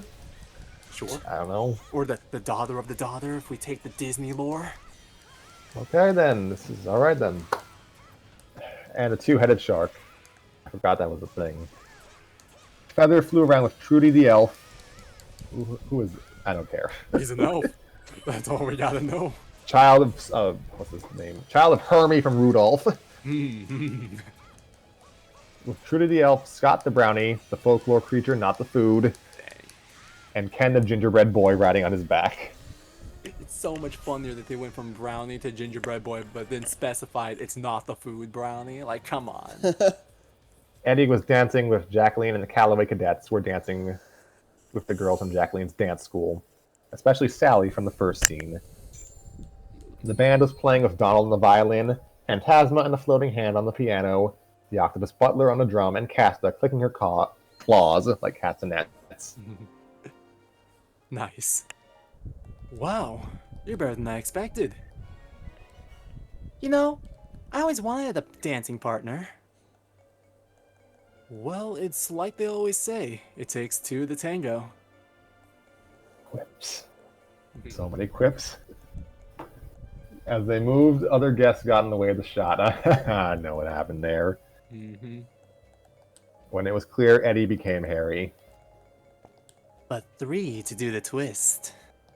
The dancing stopped as the music... Wait, the dancing stopped as soon as the music stopped.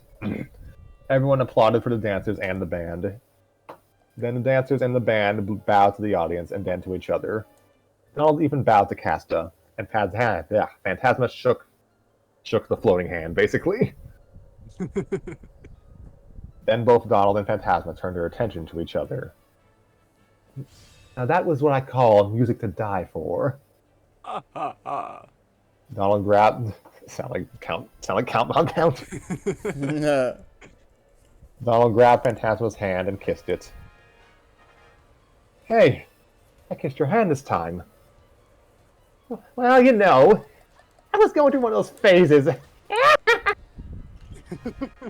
They both laughed at their jokes and started walking together until they saw Andrew running toward them. Donald! My dad told me he had a talk with his downstairs boss. And he was so pleased with your efforts, he has awarded you with the power of aging. Thanks, Satan! Oh, gee, thanks, Satan. Really? Asked Phantasma. Oh, that's great. Oh, that's great. Yeah, you get to age... Wait. You get to age normally. But you're gonna stop when you reach a certain age, and I can't tell you when. But it will happen on a day on the calendar, right on the wall right now. You've only aged like 4 weeks. I'm sorry. This is the best I could do for you. Jeez. I can't tell you when. Donald proceeds to drop dead in 10 seconds. Yeah, right. Yep, age caught up with you. Oh, goodbye. Can't tell you when. Jesus. That's so dark. Yeah. Yeah. I'll see you soon, Andrew. I mean, it's one of those things where, like, you probably wouldn't want to know exactly when you die. Yeah. Well, he's just gonna stop aging, so it's still like a good thing, you know. Unless he finds out that he stops aging when he's like 72. Yeah. In which case, he stops aging far after he reached his prime and came out of it. Yeah. I can't tell you when, but it will be a Saturday. Just every Saturday passes by and you just have like massive sweat. And you're like, Oh, I'm gonna gosh. stop aging. Like that. Honestly, just finding out like the day of the week would probably terrify me. Yeah. Oh yeah, no, I wouldn't. I wouldn't want to know that. Every Wednesday, I get explosive, stress-induced diarrhea. Just every Wednesday. Okay, so. Oh well, said Donald. At least I can finally age like at least I can finally age like a normal kid. Let's see, Andrew. But you're still immortal, said Andrew. I can live with that. So yeah, he won't die at any time. He'll just stop He'll just physically stop. aging at a certain point. So yeah, he got the good deal. Yeah, yeah. Though if it stops in like 3 weeks, you know, then it's over. Oh man, that would suck. Yeah. You grew 1 inch. That's how you're gonna look for the rest of your life. Oh. He's gotta just pray that it stops when he's like in his low 20s or something. Yeah. Just stay at your prime forever. Yeah. Imagine it stopping when he's like 36. He's like, oh man, my back hurts now, and his back will hurt for an eternity. Yeah. My back hurts at 25. What the hell? Yeah. Aye, like, learn to make sure to stretch, kids. It's important, and don't slouch. Yeah. Both of those are my Donald- favorite things to do. Yeah, right. Yeah, I know. Donald, wait, so stretching and slouching, those are your favorite things? Yeah, I slouch, so then I feel that stress on my back, and then I stretch, and it feels real good. So you're sledging. Yeah, I'm slouching. Or I'm stouching. Donald and Father's painting had been put on a display at the party. Why would you do that? And Jackie and Scooby just stared at them with fright. Then they saw Donald walking towards his own painting, staring at it and leaning forward to it. Did you hear that? Asked Donald. This round goes to me. Okay, he's talking to it. Donald then walked away from the picture, leaving Shaggy and Scooby in utter confusion. A large group of members of the Legend Council were sitting together and having a discussion about their children with General Greendale, Colonel Calloway, and Miss Grimwood. Actually, I forget, was Donald's father present for the final battle? Yeah, he was. Yeah, He mentioned his mother, didn't he? I don't remember. Like, there's a fair chance he will outlive his mother. Mm-hmm. Like, by a large margin. Unless she's a ghost. Benefits? We've raised some pretty good kids, said Dorian Gray. Okay, we sure did, said the mummy daddy. I had no doubt in them, said Dr. Griffin. Ah, yes, I have to admit, I kind of underestimated them, said Dracula. They do have some great parents, except for you, Dorian. I'm sorry. They also have some great teachers. General Greendale turned to Colonel Calloway and Miss Grimwood. You've taught yourself some fine students. Thank you, General, said Colonel Calloway. Indeed, said Miss Grimwood. I too am proud in them. And it's a good thing it's close to summer, because I am so happy you've offered them jobs. Rodney and Sabella walked up to the cadets and talked about their new summer jobs. So, what do you say, cadets? You feeling excited about going on new mysteries? Negative, Rodney. After what happened, it seems a little too much for my taste. Said Tug. Grunt concurred. Yeah, we've had enough adventures with you guys for a while. Well, how about this? Why don't you come on our missions only if we need your help? The cadets started huddling up. After a while, they broke.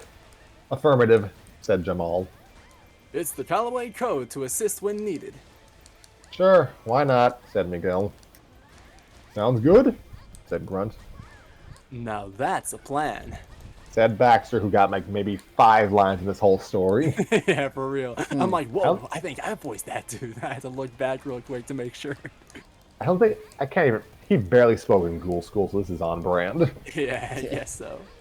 Like, his gimmick was being the smallest one and being probably the smartest of the group. Well, in that case, said Rodney, we shall make you guys honorary members of the Creep Kids. Sound good? And he saluted. The cadets saluted in turn. Sir, yes, sir. Yes, sir. Perfect formation. Both Sergeant Rook and a newly promoted Lieutenant Bailey dragged Chester True to General Greendale. General Greendale, what do you say? Lieutenant Bailey, what's going on here?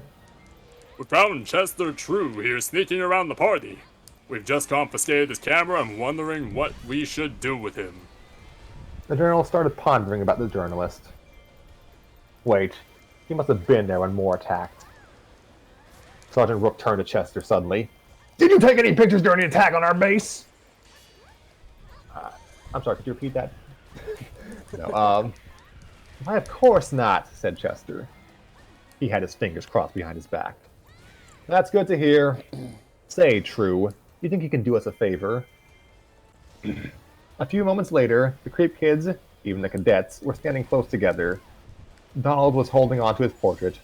Rodney called Feather over to him using the tuning fork, and Eddie and Harry were on different sides of their body.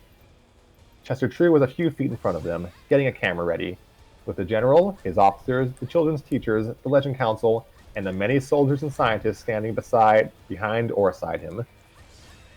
Beside him. Should be beside, I think. Yeah. Chester True turned to Isabella.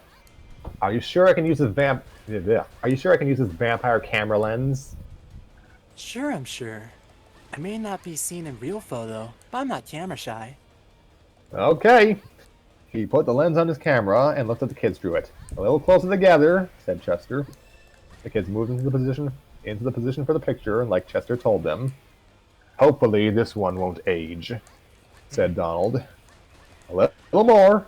Perfect. Yeah. Clicked Casta. What did you say? Asked Godzina. She said she's very happy to have met an... Let's see. Miguel answered. She said she's very happy to have met an unusual group of people who became really good friends. That's right. I have to agree with you. For a kiwi hair sweet. That's Kiwa Hirsuta, said Winnie, finally getting it right. Eddie looked behind him for a short while. Do you think these new members are necessary? Harry answered. Well, you know what they say. The more, the scarier. No. Alright, Harry, it's time. Chester True. Smile! Scooby Dooby Doo! Scrappy Dappy Doo! Flash from the picture and... Wait, a flash from the camera and their picture was taken. The shot zoomed out, revealing Arthur, Ichabod, Barbara, Bob, Shelley, and all the other monster kids behind the main group in the picture. Over 100 monster and fairy tale children. All the new members of the Creep Kids. So many. We now go to scene 20. The end credits. This has credits now, okay. And Yeah. My War. Interior, stockade, lower levels, Area 53. A few nights later. A woman on the TV news was speaking. In global news, reports of strange sightings of children with features of the most famous monsters and fairy tales. We have reason to believe that these kids are the sons and daughters of such myths. Photographs and information have been goodness gracious. Photographs and information have been delivered by former journalist Chester True. The information given to us has stated that the military has created a top-secret base where the monsters come together and have human scientists research their species' relics and technology. The children banded together to form a massive group known as a massive group known as the Creep Kids. However, these creatures are completely harmless, but the public is advised to report when any more sightings occur. And an announcer's voice comes in. This news report is brought to you by Scrappy Snacks, with a taste of puppy power. After the news report was over, one of Morse's fingernails grew into a long, thin metal blade, and he gave out a sinister smile. So they become urban legends now, huh? Well, listen to this, Creep Kids. The battle may be yours, but my war will never be over. He then psychotically laughed as the shot zoomed out on him, the outside of his holding cell. The metal doors closed, then the scene went black. And that is the end. Question mark. The end? I don't know. The sequel story for this never got finished, right? Homie did 4 chapters of it, then tried to restart, and then who knows? So maybe they'll revisit it. Like they've been visiting they're still publishing stuff on fanfiction.net up to like 2021, so they could revisit it. But this is as clean an ending as you can get right now. Mm-hmm. So that was fun to revisit this story. Yeah. Yeah, I thought that was pretty fun, pretty entertaining. Yeah. Yes, it has I also it's very. It feels like a Scooby-Doo story. Mm-hmm. I also just love how this became like our main thing. Yeah. It wasn't That's supposed what happens to. when people don't show up. Yeah. Hi, Tanner.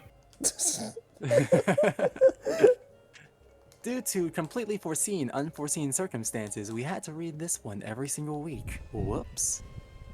completely foreseen unforeseen circumstances. Well, at least we got another story done. Yeah, Yep. I will say, as someone that like knows literally outside of this fanfic, as someone who knows like literally nothing about the Creep Kids, this did make me interested in actually watching media, with them in it to see what that stuff is So- like. One nearly 35-year-old movie in an episode of OKKO. Okay, I got it. Yep. That's all they got. Jeez. Yeah, the Creep Kids don't really exist, but the Grimwood Girls do. Okay. Yeah, they got one movie and they have like not left the fandom psyche ever since. They're fun. I like them, so that's fine. Yeah. Like Hanna-Barbera apparently did float the idea of giving them a spin-off very briefly at one point. Like, I mean, yeah, Ghoul School feels kind of does feel like a pilot for a show, but that never came to be, unfortunately. Imagine reality if it did, though. Suddenly, this would no longer have Scrappy Doo as the main character. Can we even call him the main character? He didn't really feel like the main character in this, even though he's the one with the name and the title. Yeah. Yeah. I mean, Scooby only leads a handful of actual Scooby-Doo works. I guess that's true, yeah. I mean, I guess Scrappy did do the final blow on the antagonist. Yes, he. I was gonna say, I feel like they did that because like he's the like part of the like title. Yeah. He's the mascot of the team, so he gets to do mascot things. Yeah, it basically became like Creep Kids featuring Scrappy. Featuring Scrappy, who needs to get the final blow. Yeah, but no, I don't have too much to say about it because I barely know these characters, but it seemed to be fairly well written from what I could tell, and I started to really enjoy it in when we started getting into the deep into the story and stuff. Yeah, I definitely think I think this person probably wrote it with autocorrect. I think that's the only way that some of these words came out the way they did. I know from experience how messed up autocorrect can be, so I believe that. Yeah, so like always look at your stuff, and look at it again. Then get someone else to look at it, then look at it again, and then be prepared to still have 5 errors. Yeah. What was I gonna say? Yeah, the main OC trio of like Eddie/Harry, not that one, Donald and Rodney. They're a fun group. It was an entertaining group for sure. A very big group as well. Like the author generally did fine with balancing everyone, but yeah, there are a lot of characters. It did it fairly well in that. At the end. It got pretty crazy with how many characters were there, but I thought it was done well enough for what it was. Yeah, it focused on the correct characters. Maybe perhaps we're jumping on a curve because we had another story with a large cast, but Yeah. But this one definitely felt more like focused though. Once you like start actually writing stuff for yourself and like having a story that has 1 billion characters in it, you realize how hard it is to like make everyone have this like good enough screen time. no kidding, man. Like you weren't here for this, Pad. The last year, it's the Love Life story I always mention. Like my greatest accomplishment ever. Like it cured the common cold. So yeah, that was like just. I only had like 6 to 7, like 8 major characters. I could only do so much with Aqua. Yeah. Like, I just realized this entire time you've been reading Colonel Calloway's stuff, and I was supposed to be reading those lines. Oh, well then. Yeah. I mean, I've noticed that a lot with Love Life stuff specifically. Authors tend to not even bother having like all the members of a group in that. Yeah. Sometimes you just gotta focus on a specific group. Yeah. I guess that's the benefit of the subunits, right? You can do Yeah. subunit stories. Yeah. I had the main group. I just difficult to balance them all. Like they traveled in one unit for most of the story, so Like, Yeah. characters are probably just gonna be standing around in the background. No, so that's the reason why you have the characters with their random quirky dialogue, like Yoshiko saying Giran or Yoshiko Yuna whenever anyone calls her Yoshiko, or having Ruby go Gamba Ruby, you know? What is that? What's that Gaelic tongue you're speaking? What is that? I speak English. Yoshiko in certain scenes when she's like called out, especially in the songs, she says Giran, Giran. Oh, this is the sub version. This is probably why you're confused. Yeah. Trying to, I guess I have to. I have to work in Ruby's English catchphrase at some point. I don't know how you say Rubesti and make it sound. Bestie, yeah, I don't know, man. That's gonna. Well, I be think fun. like Gamba Ruby just translates directly to Rubesti, doesn't it? It's. I think it was the Rubesti they could do with. Yeah. Short of just using a Literally Japanese was word. the bestie they could do. Yeah. Fun fact: Scrappy's mother is named Ruby. Yeah. No, you see, connections. Yeah. So yeah, I enjoyed this. It just had a very playful, quirky sense of humor. Like it feels like a Scooby Doo movie that would have been made in the '80s. Yeah. Yeah. I'm not sure about the end bit where like the guy turning giant and all that stuff, but But no, Hanna-Barbera didn't have that kind of money for that. yeah, no, I don't really see, unless I'm completely ignorant to something, but I don't think Scooby-Doo in general would pull something like that, but other than that... I mean, the 2002 movie was basically a giant monster fight. Yeah. Yeah. With Daphne, like, fighting a wrestler up on the surface. Okay. Yeah, the like early 2000 films in general were kind of wild. Like, of course, I already brought up having watched Cyber Chase a billion times. That movie's kind of crazy when you think about it in a vacuum. They're like entering the database and stuff and seeing different versions of themselves. It's crazy. Like they enter a game based off of themselves at one point, and Shaggy meets Shaggy. that movie's just crazy. Okay. There's some wild stuff out there in the Scooby-Doo universe. Oh yeah. You know, that the Cyber Gang, I feel like it would have hit more if they got some of the old voice actors back. Yeah. Most of them were still alive at the time. Well, that's all I've got. Yeah, that's all I got to say too. So yeah, I guess future plans. I don't know. Sleep. I was gonna ask, like, we got like this story done, and God knows when Tanner's gonna come back. So what are we doing now? Okay, well, I suggested this in Discord's chat, so Yeah. the Discord server, pardon me. I would just say that I would consider doing like a workshop episode where we kind of just go through the writing process, maybe have it just a chill episode. I just write in the background and we talk about other stuff. I wouldn't have much to add about that, but that might be interesting. And if any person in a chat, Twitch chat, shows up and suggests a safer work story idea, I will try to weave it into my story. Yeah. Yeah, you see? We get to brainstorm and steal ideas. Yeah. And you will be credited accordingly. Fair enough. In terms of like actual like stories we'd read, do we have any plans? I actually get off my keister and write that short musical chapter. That, or we just look through our archives and see what Okay. can be short. We need something short just to provide a buffer.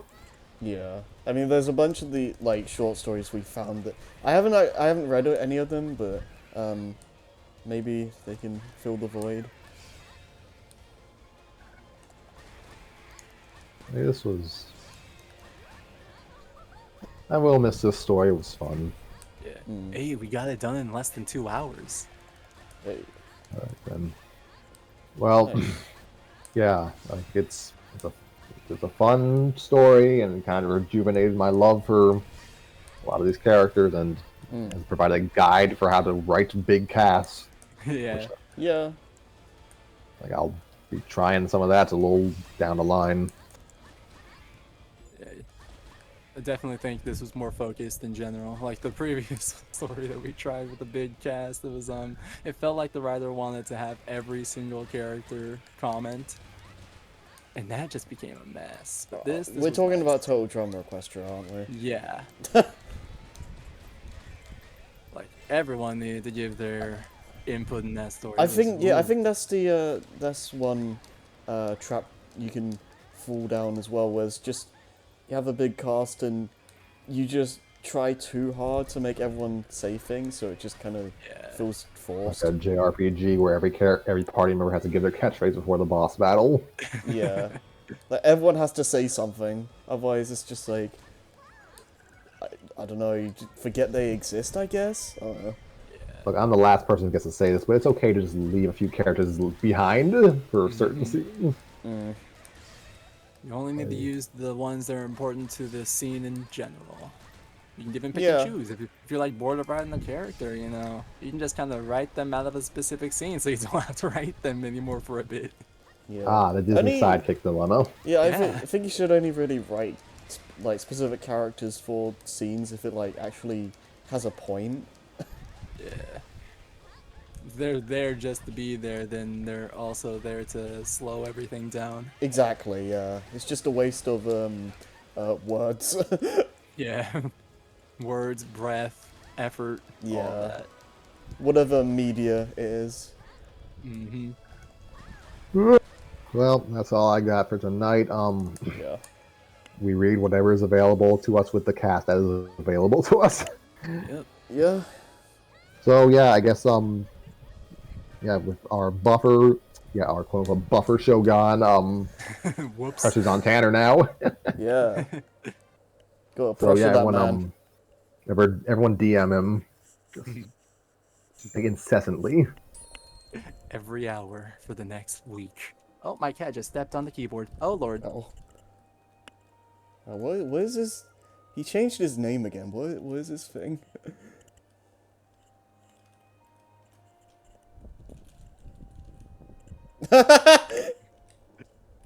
What is that?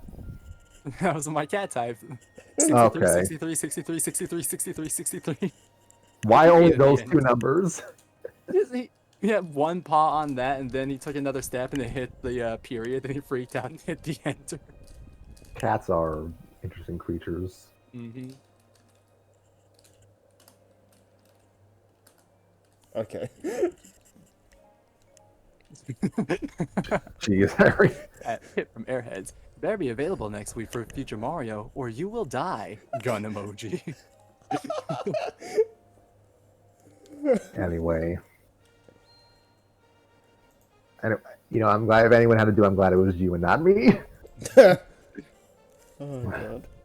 So yeah, that's all I guess. I hope you all have enjoyed the story and Harry's Hyrule Warriors playthrough. Yeah, Harry my Hyrule from Hyrie. my tedious grinding. Gotta love it. So yeah, I'm probably gonna go out for a walk. I'm gonna watch Lord of the Rings. I'm The gonna. movie or the show? The movie. Rewatching all the movies before watching the show. And I'm gonna watch the do movie. something, I guess. So I could maybe I'll pull out a. I'm seeing Lana on screen right now, so maybe I'll just pull out a. Lost in This Dance does have at least one finished sequel. Maybe we could do that. Lost in the Stars. Was that? Oh yeah, was that the thing we did? Smash like, Brothers story with Pit and Lana. Yeah, that was. Yeah, that was. That was back in like episode 5, I think. Yeah, that was a really early one. Yeah, that Returning was to like, the roots. yeah, that was early story time before I became punished. Came punished. Like that was when Nova was in episodes. Yeah, he's been absent for a long time. That was actually the record holder for longest episode at the time. It was like 4 hours, I think. Oh my god. Nice. I'm not sure what the longest one is now. Though. Something from Total Drama Equestria. Probably. Or from no, I think the longest one is one of the L stands for loser episodes. We do long episodes. We're trying to cut down. This one's only this one's just about 2 hours, so I'm okay with that. Telling you, when Raideran returns with that fire new Wi-Fi, we gotta do a 12-hour episode. Oh, my cat just laid down on the mouse. Oh, uh-oh. Okay. Okay. He just highlighted everything on screen. Oh. Stop. So cheers to the story. You were fun, generally well written, and we got through you in less time than it took Duel of Fates. So that's good. Oh, Dawn of the Fates took forever. Because no one wanted to do it. See, if I was there, we would have gotten it done in a week. Every day. Oh, Possibly, like, if it was just you and if it was just the two of us reading through it, doing every character voice. oh no. I mean, we could have probably got it done 6 sessions consecutively. Yeah. Oh gosh. So yeah, we'll read something next week. I'm not gonna make any promises on air because they never get kept. Nope. Not even when we properly schedule stuff. We end up waiting around for an hour afterwards anyways. Oh, what is my cat doing? Your cat is trying to get you to watch Lord of the Rings, so I'm not gonna keep you here any longer. I guess so, yeah. He's like, come on, we gotta watch Two Towers Extended Edition. Come on. I have seen like some videos where like cats actually watch like movies and stuff with their owners, and it's like super adorable. Yeah, this I cat thought does that sometimes. I thought our silly human lives were their movies. And they may as well be. Oh, he sat down on the mouse. He laid down on the keyboard. I Cats are just can't funny even. animals. I can't even leave the chat if I wanted to. He isn't. He isn't Oh man, I'm so sorry. So I guess we'll knock the keyboard over, isn't he? I guess we'll just end the stream with Ped's cat just tormenting him. Yeah, apparently. folks, our new cast member. My Yeah, cat This is a monumentous episode. just meows into the microphone. He almost did. He meowed like 15 minutes ago when he walked up behind me. Oh, your cat likes jump scares. Okay. Yeah. Let's see. So yeah, yeah. I think those are my final thoughts.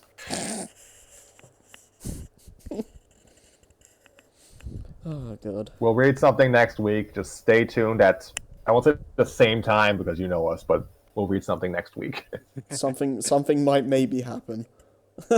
Potentially. Goodbye. Bye bye.